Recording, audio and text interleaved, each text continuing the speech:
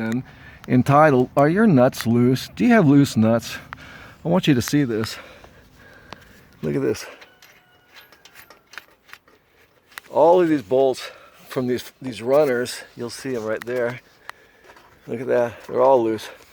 Are all loose. Every single one. Absolutely not even finger tight, some of them. So I went through and I just tightened them up. So this is a cautionary tale.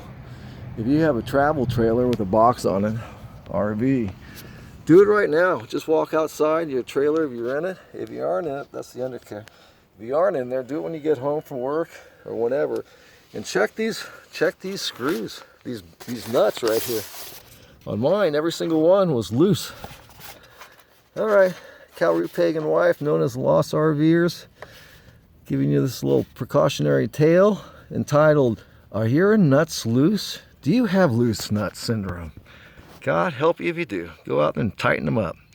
Talk to you guys later. Trip 16 is coming up out into the desert. Can't wait. Bye.